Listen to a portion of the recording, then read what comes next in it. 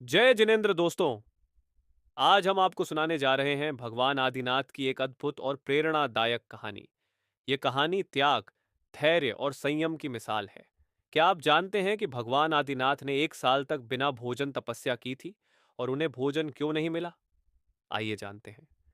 भगवान आदिनाथ, जिन्हें ऋषभदेव भी कहा जाता है, का जन्म अयोध्या नगरी में हुआ। वे एक महान सम्राट थे। राजमहल में हर सुख सुविधा थी। सोने के महल, हाथियों की सवारी, नृत्य और संगीत। उनके 100 पुत्र थे, जिनमें भरत चक्रवर्ती और बाहुबली प्रमुख थे। 2 बेटियां थीं, ब्राह्मी और सुंदरी। एक दिन दरबार में नृत्य हो रहा था। नीलांजना नाम की नर्तकी नृत्य कर रही थी। अचानक नाचते नाचते उसकी मृत्यु हो गई। ये देखकर ऋषभदेव को गहरा वैराग्य हुआ। उन्होंने सोचा, यह जीवन कितना क्षण भंगुर है, सब कुछ एक पल में खत्म हो सकता है। और उसी समय उन्होंने तय किया, अब मुझे मोक्ष मार्ग अपनाना है। राजा ऋषभदेव ने सब कुछ छोड़ दिया। राज्य, गहने, सोने के महल, सब।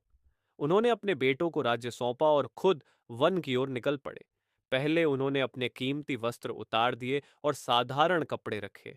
फिर थोड़े समय बाद वे कपड़े भी त्याग दिए, क्योंकि सच्चा वैराग्य बाहरी वस्त्रों से भी मुक्त होना है। अब वे नग्न होकर तपस्या में लीन हो गए।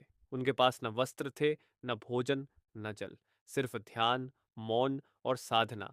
दिन बीतते गए, महीने बीतते गए, लेकिन एक कठिनाई थी, भोजन। भगवान को समाज से आहार स्वीकार करना था, लेकिन उस समय के लोग आहार देना जानते ही नहीं थे, क्योंकि उस युग में कल्प वृक्ष थे, ऐसे पेड़ जो बिना मेहनत सब कुछ देते थे। भोजन, वस्त्र, गहने। इसलिए किसी ने कभी किसी को भोजन देना सीखा ही नहीं था। जब भगवान गांव गांव गए, लोग गहने, सोना, रत्न देते, लेकिन भोजन नहीं। वे सोचते, इतने महान व्यक्ति भोजन क्यों लेंगे? और इस तरह पूरा 1 साल बीत गया। फिर आया अक्षय तृतीया का दिन, और हुआ एक चमत्कार। हस्तिनापुर के राजा श्रेयांस को एक अद्भुत स्वप्न आया। स्वप्न में उन्होंने अपने पिछले जन्म की स्मृति देखी।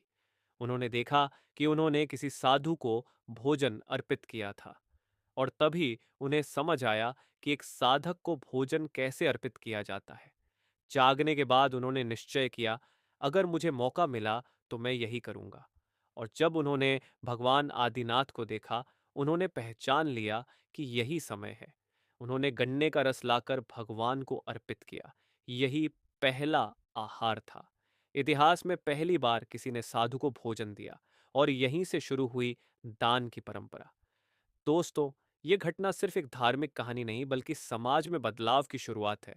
अगर भगवान आदिनाथ धैर्य न रखते, तो दान की संस्कृति शायद कभी नहीं बनती।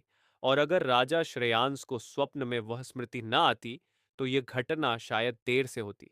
इससे हमें सीखने को मिलता है, धैर्य रखो, सही मार्ग पर चलो, समय आने पर सब कुछ बदल जाता है। त्याग, संयम और धैर्य, यही जीवन की सच्ची ताकत है, और इसीलिए अक्षय तृतीया का पर्व आज भी खास महत्व रखता है। अगर आपको यह कहानी अच्छी लगी हो तो लाइक, शेयर और सब्सक्राइब करना न भूलें।